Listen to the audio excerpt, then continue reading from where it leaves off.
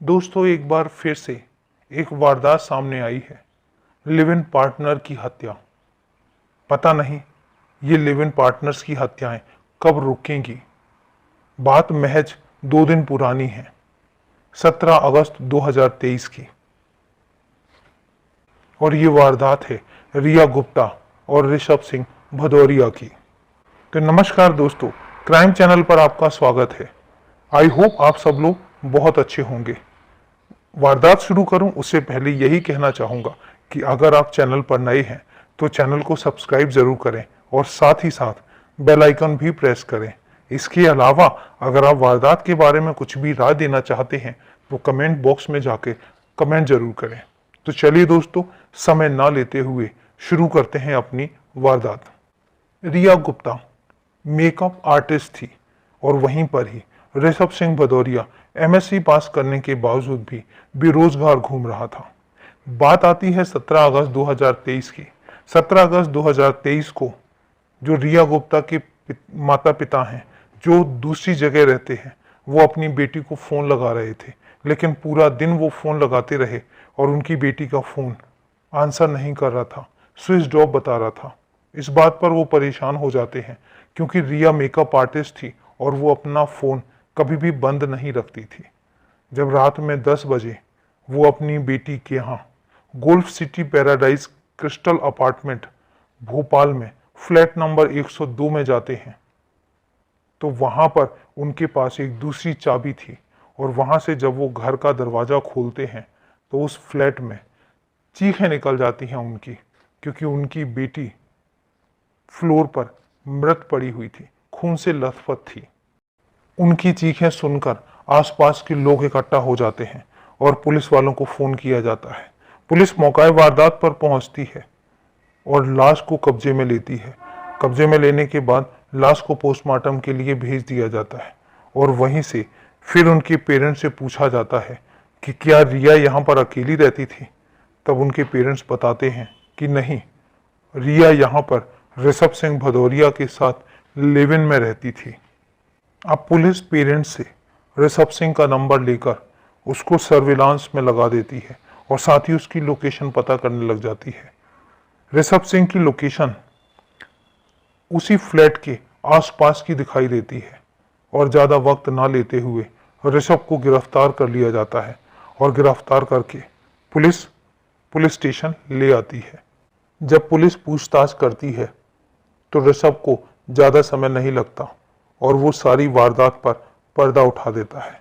ऋषभ बताता है कि एक्चुअल में नवंबर 2022 से पहले हमारी फेसबुक पर दोस्ती हुई थी और वहीं से हमें एक दूसरे के साथ प्यार हो गया था और इसके बाद नवंबर 2022 से हम इस फ्लैट में लिव इन में रह रहे थे। पहले तो सब कुछ ठीक चला, लेकिन इसके बाद कुछ समय से मेरे और रिया के बीच में झगड़ा होने लग गया था। जब झगड़े की वजह पूछी जाती है तो वो बताता है कि चूंकि रिया को क्लब में जाना, पार्टी करना और लोगों से मिलना बहुत पसंद था, जबकि मैं चाहता था कि वो घर में रहे।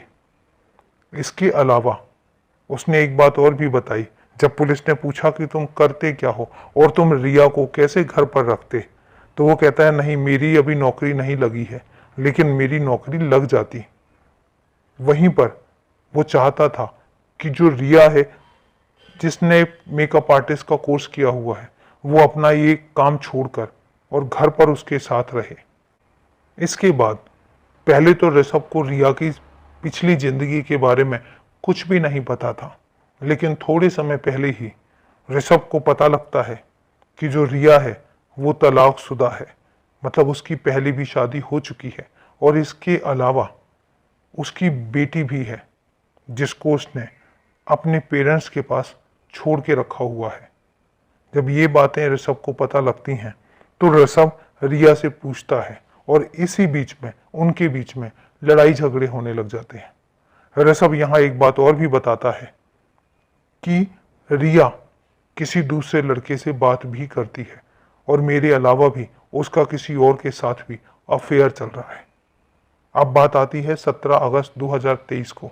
उससे पहले 16 अगस्त 2023 को रिया और ऋषभ दोनों एक क्लब में जाते हैं, पार्टी करते हैं, ड्रिंक करते हैं और उसके बाद वो दोनों घर आते हैं। जब घर पे आते हैं तो थोड़ी बहुत बातचीत होती है, इसके अलावा वो दोनों सो जाते हैं। जब सुबह उठते हैं तो सुबह उठने के साथ उनके बीच में फिर से लड़ाई होती है, फिर से झगड़ा होता है और झगड़े का टॉपिक वही होता है कि उसकी बेटी के बारे में और उसकी पिछली जिंदगी के बारे में रिया ने उसको क्यों नहीं बताया।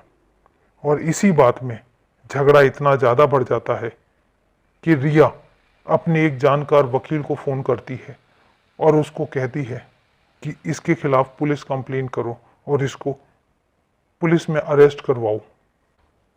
इसके अलावा ऋषभ बताता है कि रिया ने एक धमकी और भी दी थी कि अगर उसने उसको छोड़ा तो वो उसको जेल भिजवा देगी या फिर जान से मार देगी और खुद भी सुसाइड कर लेगी।